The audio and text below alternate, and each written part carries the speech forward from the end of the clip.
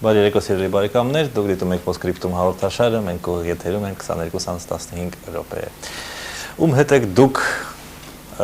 արվեստի վարպետներ, այդպիսի հարցեր տալիս տաղանդավոր գրող Մաքսիմ Գորկին եւ չգիտես ինչու նա որոշեց լինել բոլշևիկների հետ եւ հետո իր ամբողջ կյանքի ընթացքում փոխհատուցում էր այդ թույլ տված սխալի համար։ Ում հետ եք դուք այսօրվա մտավորականներ, այդ հարցը կարծում եմ այսօր բավականին արդիական է եւ մտավորականները իմ կարծիքով բավականին հստակորեն են բաժանված ինչ որ ճամբարների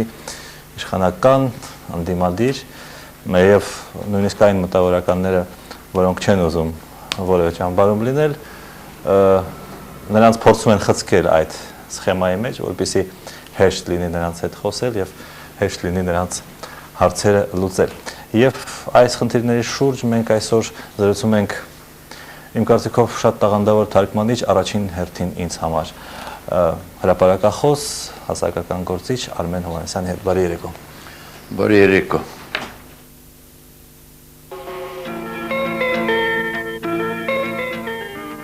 Արմեն Հովհաննիսյան ծնվել է 1936 թվականին Իրանի Թավրիզ քաղաքում, 46-ին ընտանիքով ներգաղթել է Հայաստան։ 1958 թվականին ավարտել է Երևանի Պետական համալսարանի ժուրնալիստիկայի ֆակուլտետը, աշխատել է մամուլի, ռադիոյի, հեռուստատեսության եւ գրահրատարակչության ասպարեզներում։ Հեղինակ է հրապարակախոսական մի շարք ժողովածուների եւ շուրջ 30 անուն թարգմանչական հատորների, Հայաստանի գրողների միության Եղիշե Չարենցի անվան եւ Հայաստանի ժուրնալիստների միության ոսկեգրիչ մրցանակների դափնեկիր է։ Ամուսնացած է, ունի 3 երեխա, 4 թոռ։ Պարոն Հովհաննիսյան, շատ շնորհակալ եմ, որ դուք այսօր համաձայնել եք գալ մեր հաղորդման, պատասխանել մեր հարցերին։ Առավել եւս ներողություն, ես եմ շնորհակալ, որովհետեւ վաղուց արդեն եթերում չեմ երևացել եւ ոչ մի հեռուստածրագրով եւ ինձ համար այս հաղորդումը հատկապես, այս ձեր շարքը հատկապես ընդունելի, հարգելի է եւ ես ուրախ եմ, որ մասնակցում եմ ձեր հաղորդմանը, շնորհակալություն դրա համար առանց։ Իսկ ինչու չէիք մասնակցում ընդհանրապես հաղորդումների, ելույթներ չէիք ունենում, այսպես ակտիվորեն վերջին 2-3 տարվա ընթացքում քաղաքական կյանքի։ Ոչ միայն 2-3 տարվա ընթացքում, այլ նաեւ հենց 1991 թվականից իշխանության, ժողովրդավարական իշխանության հաստատումից, անկախության հաստատումից անմիջապես հետո փակվեցին բոլոր դռները, ռադիո, հեռուստատեսային դռները իմ առաջ։ Խնդիրն այն էր, որ դա որոշակի կառավարության նախկին իշխանությունների մոտեցումն էր, որը շարունակվեց նաև ներկայումս։ Գիտեք, ես ինքս չեմ գնալու դուռ թակելու, թե գիտեք ինչ, ես եկել եմ ձեր մոտ ելույթ ունենալու։ Սովորաբար ելույթ են ունենում հրավերով, սովորաբար կանչում են, սովորաբար դուք էլ գիտեք, հրավիրում են, որպեսզի ինչ-որ կարծիքներ հայտնել, երևի իմ կարծիքները որևէ մեկին չեն հետաքրքրել, թեև այս ամբողջ ընթացքում ես գրել եմ, հրապարակվել եմ, տպագրվել են իմ հոդվածները, նույնիսկ հոդվածների ժողովածուները։ Պարոն Հովհաննիսյան, լավ, իսկ դուք ում հետ եք։ Ես ինձ հետ եմ։ Ճշմարիտն ասած, ձեր նախաբանը ում հետ եք արվեստի վարպետներ, ուղղված Գորկու կապակցությամբ։ Ես միշտ չնայած կարող եմ ասել, որ ինքս եղել եմ համախոհների շրջապատում, ունեցել եմ համախոհներ, հիմա էլ ունեմ եւ գաղափարակիցներ եւ գործակիցներ, բայց ես միշտ գերադասել եմ լինել ինքս ինձ հետ։ Պարոն Հովհաննիսյան, չենք կարող խուսափել արդիական թեմաներից, չէ՞։ Որոշ ժամանակ դուք հայտնի գործարար եւ քաղաքական գործիչ Արկադի Վարդանյանի հետ էիք։ Ես նախ եւ առաջ ուզում եմ հարցնել, ինչու դուք որոշեցիք հենց այդ քաղաքական ֆիգուրան որպես ձեր համախոհ, որպես մարդ, որի հետ արժի գործ ունենալ։ Բարդ հարց է եւ կապված է այսօրվա ամբողջ մեր իրադարձությունների հետ, այստեղ գալուց քիչ առաջ էլ լսեցի հաղորդագրությունը, դատախազությունը քրեական գործ է հարուցել Արկադի Վարդանյանի դեմ։ Նախքան այդ ձեր հարցին պատասխանելը ես ուզում եմ հատկապես շեշտել եւ հեռուստադիտողների ուշադրություն հրավիրել մի հանգամանքի վրա։ Կատարվածը, այնինչ կատարվեց եւ այդ 30-ի դեպքերը, թեև ես այդ ընթացքում այստեղ չէի, քաղաքից բացակայում էի, եւ այն ինչ հետևեց դրան զարմանալի միօրինակությամբ եւ զարմանալի, այսպես կարծես մայրօրինակ դիսկետը դրել են նույն մեքենայի մեջ, մեքենայի, տարբեր մեքենայի մեջ դիսկետը նույնն է։ Եվ այդ դիսկետը կատարեց այն, ինչ կատարվել էր տարիներ առաջ։ Դարձյալ ժողովուրդ, որը սխալվեց դուրս գալով փողոց եւ այսինչ հեռացիր, այնինչ մոտեցիր, այս կոչականներով ուղղվեց դեպի նախագահի պալատ, որպեսզի նրան դուրս հրավիրի։ Նա էլ ասաց, ես դուրս չեմ գա։ Որից հետո, որին հետևեցին արդեն ձերբակալություններ, որին հետևեցին բռնության համարյա նույն դաջվածքային դրսևորումներ, եւ այսօր արդեն քննարկվում է եղածը, բայց քննարկվում է եղածը ինձ համար շատ տարօրինակ շեշտերով։ Երևի թերևս Ներեցեք դուք զուգահեռ անցկացրեցիք, ներեցեք զուգահեռ անցկացրեցիք դաշնակցության հետ մասնավորապես, այսինքն այն ժամանակվա անդիմության հետ։ Այո, այն ժամանակվա անդիմությունը հետևյալն էր։ Դուք հիշում եք, որ Լևոն Տեր-Պետրոսյանը իր քաղաքական անկման ակունքներին արգելեց դաշնակցությունը, ձերբակալեց 1-2 գլխավոր դաշնակցականների։ Նույն կոչերի համար, նույն հոդվածը։ Այո, Հետո դատապարտվեցին։ Դատապարտվեցին նաև տասնյակ շարքայիններ, որոնք հետագայում ստեղծեցին Վահան Հովհաննիսյան եւ 30 այդ հայտնի քրեական գործը եւ նախկին քաղբանտարկյալ, որովհետեւ այն ժամանակ մենք անմիջապես մի քանի համախոհներով ստեղծեցինք Հայաստանի քաղբանտարկյալների իրավունքների պաշտպանության մարմին, որը քիչ բան չարեց արդարությունը վերականգնելու ճանապարհին։ Այդ մարմինը իհարկե ինքն իրեն լուծարվեց հարկը վերանալու պայմաններում, որովհետև Հայաստանի նորընտիր նախագահը նախ վերականգնեց դաշնակցության իրավունքները, ապա ազատ արձակեց Վահան Հովհաննիսյանին եւ մի քանի ուրիշներին։ Հիմա ըստ տրամաբանության Վահան Հովհաննիսյանը պետք է պաշտպանի Արկադի Վարդանյանին։ Ոչ, ըստ հարց է առաջանում, թե իսկ ինչ տեսնես ինչ է մտածում Վահան Հովհաննիսյանը այս ամեն ինչի կապակցությամբ։ Ինձ համար հետաքրքիր չէ, որովհետև պարզից էլ պարզ է, որ ոչինչ էլ չի մտածում։ Երևի նա կասի, որ Արկադի Վարդանյանը խախտել է օրենքը, իսկ ես չեմ խախտել։ Այն ժամանակ Լևոնը վատն էր, ես կոչ էի անում նրան տապալել։ Հիմա Ռոբերտը լավն է, նրան չի կարելի կոչ անել տապալել։ Այդ լավ վատ բնորոշումները շատ հիպոթետիկ բնորոշումներ են, շատ պայմանական բնորոշումներ են, մեկի համար լավ կարող է լինել, մյուսի համար վատ, ըստ որում խնդիրն այստեղ ինձ համար քիչ առաջ ես նշեցի, որ սևեռվել է Արկադի Վարդանյանի վրա։ Չէ որ խնդիրը միանգամայն այլ է։ Արկադի Վարդանյանը չի էականը, այլ այն ահագնացող զայրույթը, բողոքի արտահայտությունը, նույնիսկ ատելությունը, որը ամենասարսափելին է։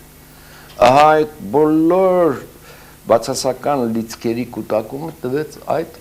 ժողովրդական պորտկում եւ Արկադի Վարդանյանին եւ տասնյակ մարդկանց ձերբակալելով ես չեմ կարծում թե դրանով իշխանությունները որևէ առավելության հասան կամ որևէ արդյունքի հասան։ Ես քիչ առաջ երբ ասում էի հերթական սխալը թե նրանք թույլ տվեցին թե իշխանությունները նկատի ունեի դա։ Որովհետեւ ինչ կլինի մեզ մոտ շատ պարզ է հստակ է որ քաղաքական հետապնդումներին շատ դյուրությամբ հագցնում են քրեական շապիկ, ինչպես եղել է նախկինում, ինչպես եւ հիմա այս պարագային, եւ այդ դեպքում այդ հետապնդումները չեն լուծում հիմնախնդիրներ։ Իսկ ինչն է լուծում։ Ես իհարկե չեմ դժվարանում ասել։ Եվ իմ եւ պարոն Վարդանյանի, այսպես ասենք, անհամաձայնությունը, հակամարտությունը կամ միմյանցից հեռանալու պատճառը նաև դա էր, որովհետև ես կտրականապես դեմ էի այս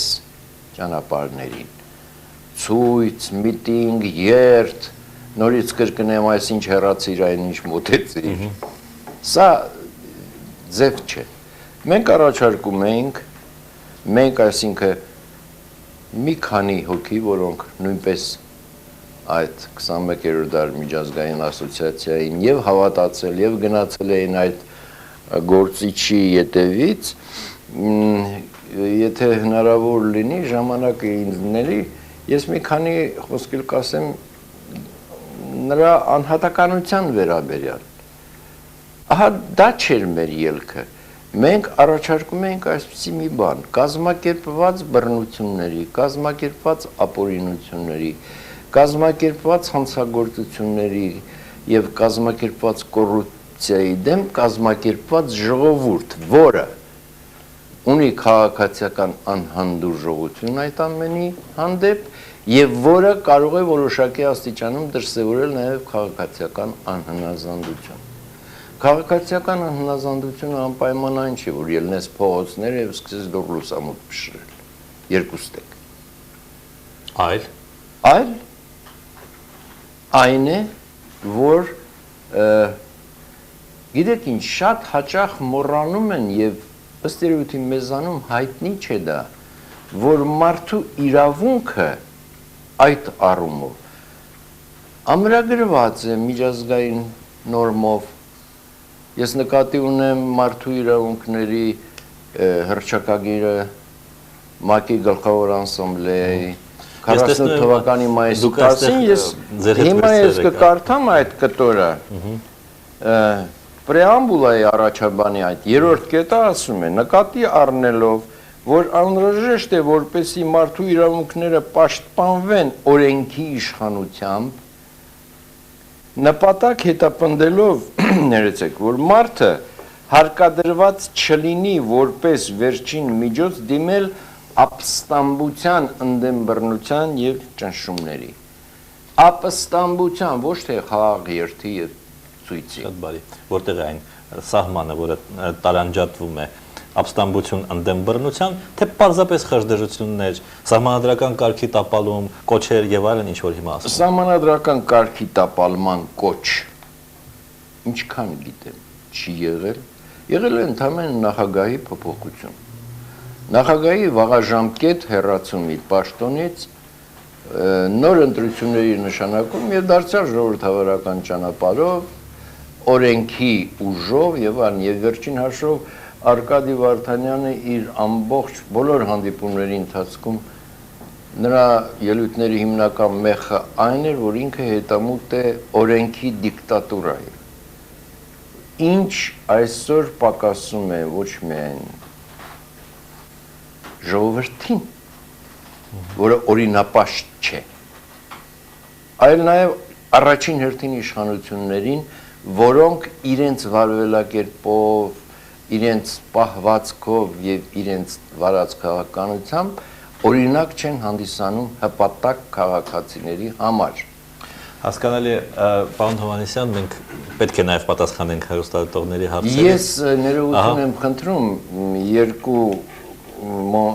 պահել ընդգծեմ, որից հետո սիրով կպատասխանենք։ Եվ ամենակարևորն այն էր, որ այս ամենից առաջ այս ցույցերից առաջ եւ ցույցերից հետո ձերբակալությունից առաջ եւ ձերբակալություններից հետո սկսեց մեր մասսայական զանգվածային լրատվության միջոցները արծարծել զուտ բոլոր հիմնական հարցերը թողած Արկադի Վարդանյանի անձի հարցը նրա քաղաքացիությունը օրինակ նրա քաղաքացիությունը ըստ որում օտար երկիր է համարվում այնպիսի մի դաշնակից, ինչպիսին է Ռուսաստանը, մոռացության տրված, որ Միացյալ Նահանգների քաղաքացիներն այսօր շատ կարևոր պաշտոններ են գրավել են եւ գրավում են ներկա կառավարության կազմում։ այն ժամանակ երբ Արկադի Վարդանյանը իր բարեգործություններով, ձեռնարկումներով եւ այլն նպաստում էր Հայաստանի, Արցախի զանազան միջոցառումներին, զանազան ձեռնարկումներին ոչ մեկի մտքով չէր անցնում շեշտել այդ հանգամանքը կամ ինչ-որ ընդգծել։ Ուղղակի շնորհակալությամբ ընդունվում էր այդ ամենը։ Եվ բացի դրանից ամենաէականը դառնում է ինձ համար այն, որ բոլոր այդ հրապարակումների ժամանակ ընդգծվել է նրա ռեստորանատեր լինելու հանգամանքը, ել չասած մեկ-մեկ արդեն հանդգնության չափը այնտեղ էր հասնում, որ այդ ռեստորանատերը վերածվում էր բուֆետապանի։ Պանդոկապանի առաջին հերթին մոռանալով, որ նա քաղաքագիտության դոկտոր է եւ երկու ակադեմիաների ակադեմիկոս։ Պատահական մարդ չէ եւ հայ է, հայաստանացին, հայաստանաբնակ, որը ժամանակ ապրել է Ռուսաստանում, այնտեղ գործարար գործունեություն է ծավալել, հետո վերադարձել այստեղ։ Քավլիցի ես փաստաբանությունը Արկադի Վարդանյանի չեմ ստանձնում։ Համենայն դեպս ինձ թվում է շատ տարօրինակ չասնեմ, մեր հասարակության համար արգահատելի բան է այսպես անշնորհակալ լինելը, ավելի կոպիտ չասելու համար։ Շատ բարի։ Իսկ հիմա պատասխանը։ Լսեք մեր հեռուստադիտողներին, ձեր հարցերը պետք է ուղղեք գրող հրապարակախոս Արմեն Հովհաննիսյանին, խնդրեմ։ Բարի երեկո, հեռուստադիտողները հարցնում են շատ-շատերը, դուք լավ հրապարակախոս եք, ինչու եք այսքան երկար ժամանակ լռում, չէ՞ որ ժողովուրդը ձեր խոսքի կարիք ունի։ Եվ երկրորդ հարցը Գագիկ Կարապետյանն է հարցնում. Ազատության հրապարակում հավաքված 20-30 հազար մարդկանց ձեր կարծիքով Արկադի Վարդանյանի քրեական անցյալը պետք է անհանգստացնի, թե ոչ։ Շնորհակալություն։ Ահա, դուք լավ հրապարակախոս եք, ինչու հանդես չեք գալիս։ Երևի հանդես եմ գալիս, երևի չեք կարդում սիրելիներս, այսինքն ես չեմ սիրում պատեհ-անպատեհ իմ ներկայությունը կամ մասնակցությունը շեշտել, ընդգծել։ Երբ հարկ է լինում, երբ այլևս ես չեմ կարող չգրել, այդ ժամանակ գրում եմ։ Հենց վերջերս ձեր թերթում ես հրապարակեցի Առավոտ թերթում Հայաստանի հիմնի վերաբերյալ իմ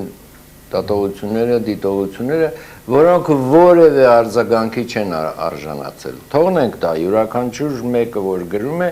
ես սիրելի հեռուստադիտողին ուզում եմ ասել, որ երբեք չեմ դադարեցրել իմ գործունեությունը եւ գրել եմ։ Իսկ ինչ նշանակում, ինչ վերաբերում է ներեցեք հրապարակում հավաքված 30-40 հազարին պետք է որ հետաքրքրի Արկադի Վարդանյանի քրեական անցյալն ասած։ Քրեական, այո։ Նա դատապարտվել է շորթում հոդվածով։ Ինքը այդ մասին, այդ հարցերի շուրջ քանիցս ելույթ է ունեցել հեռուստատեսության, բոլորը պարզաբանել, պարզել է, հստակեցրել է։ Եթե չեք հավատում, այն ժամանակ զանգահարեիք իրեն ասեք, պարոն Վարդանյան, դուք ստում եք։ Իսկ նա շատ իմ կարծիքով հիմնավոր պատասխանել է այդ հարցերին։ Շատ բարի։ Ես չեմ կարող չհարցնել ձեր հիմնական, իմ կարծիքով հիմնական այնուամենայնիվ կներեք գործունեության մասին։ Այսինքն թարգմանում եք, դուք չեք թարգմանում, եւ եթե թարգմանում եք, ապա ինչպես է դա լույս տեսնելու, ընդհանրապես ներեցեք, պետք է դա որևէ մեկին թե չէ։ Ես ինձ կարող եմ համարել պրոֆեսիոնալ թարգմանիչ, հատկապես ռուս դասական եւ արդյական գրականության թարգմանիչ, երբեք մեկ իսկ օր չեմ դադարեցրել իմ գործունեությունը, մինչև այժմ թարգմանել եմ հսկայական ծավալի գործ, ծեր 25-30 կտոր միայն ռուս գրականությունից, վերջին գործը եղել է Լեբեդի Ցավվասն տերության, Задержаву обидно, այնուհետև Պուշկինի 200-ամյակի կապակցությամբ եւ ձոն որպես Պուշկինին երկհատորյակը որի առաջին հատորն է դեռ լույս տեսել ամբողջ արձակը։ Այսինքն Պուշկինի արձակից ոչ մեկ տող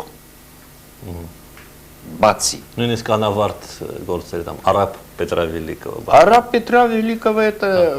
այսինքն Պուշկինի արձակ գործերի մեծ մասը անավարտ է, Դուբրովսկին անավարտ է օրինակ։ Ահա Պուշկինը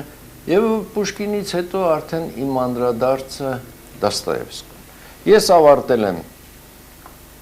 չափազանց դժվարին մի վեպ, չափազանց կարևոր մի վեպ, դուք էլ կհամաձայնվեք, Բեսին է դա, դևերը արդիական։ Նույնիսկ խիստ արդիական, այնտեղ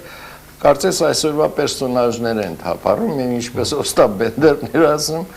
այդ ձեր բորշի մեջ լողում են խորտակված լավի բեկորներ։ Եվ ահա այդ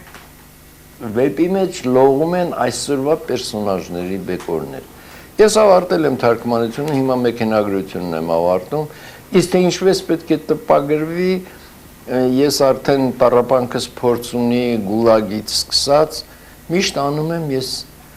ինքս գտնելով ճանապարհներ եւ այլն, միակ դեպքը Պուշկինն էր, որը ես գտա, համոզված էի, որ չի կարելի, որ Պուշկինը հովանավորի ինչ որ մեկը եւ նրա ազգանունը գրվի տիտղոսաթերթին։ Դա պետք է լինի պետության կողմից, պետության գործը դա պետք է լինի եւ այդպես էլ եղավ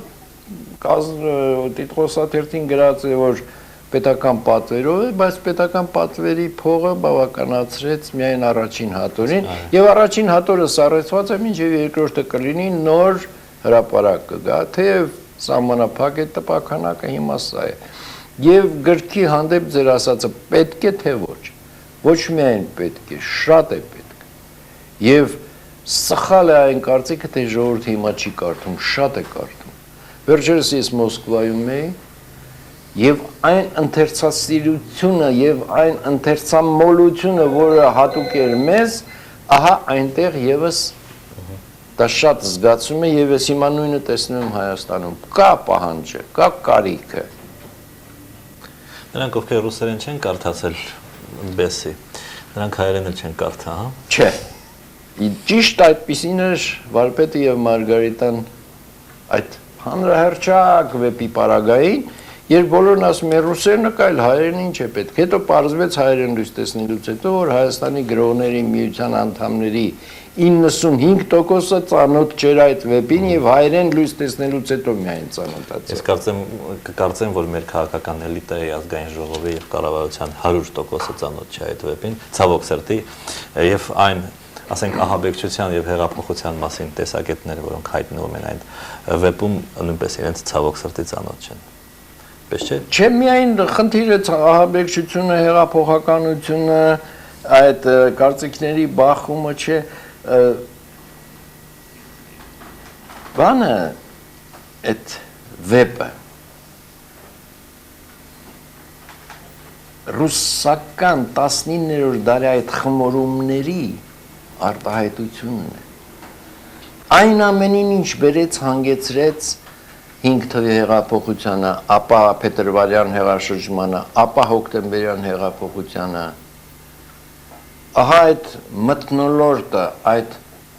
կաթսան, որի մեջ եփվում է ռուս հասարակությունը եւ որի մեջ այսօր եփվում է հայ հասարակությունը։ Մենք ունենք եւս 2 րոպե եւ փորձենք պատասխանել հեռուստադիտողների հարցերին, խնդրեմ։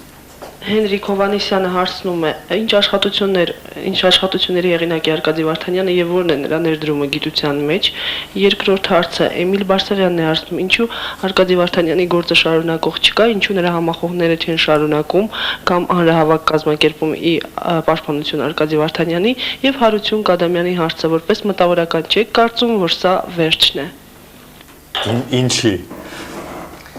Եվ վերջին հարցից սկսեմ, որ սա վերջն է, ինչպես դարձյալ իմ սիրած հերոսին ես օրինակ պետք է բերեմ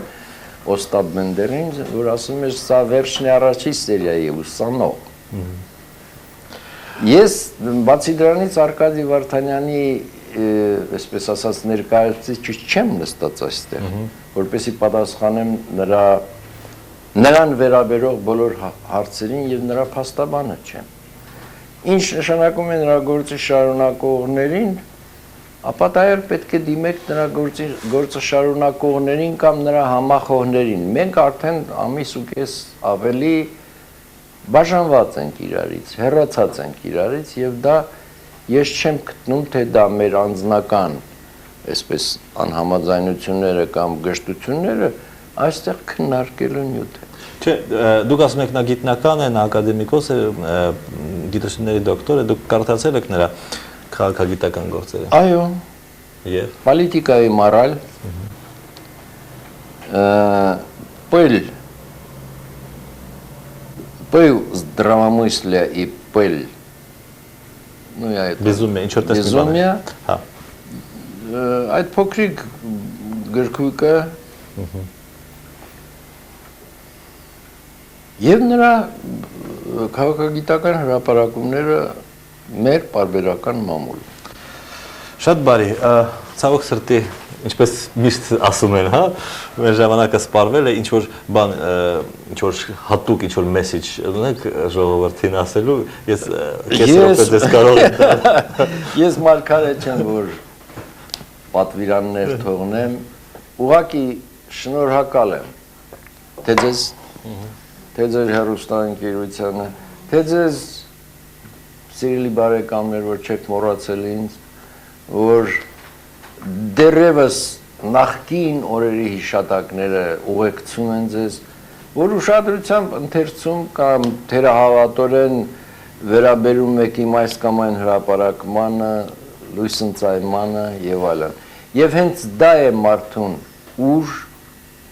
կամք եւ հնարավորություն տալիս ապրելու։ Ես որովհետև այնտեղ, չգիտեմ, կենսագրական տվյալների մեջ ասացին, թե ոչ 9 տարի է չեմ աշխատում ես։ Այսինքն Չեք ծառայում ոչ միտեղ։ ոչ միտեղ, որը չէ ոչ պաշտոնավարում եմ, ոչ աշխատում։ Եվ եթե չլիներ այս աշխատանքը, իմ հիմնական երկու մասնագիտությունների,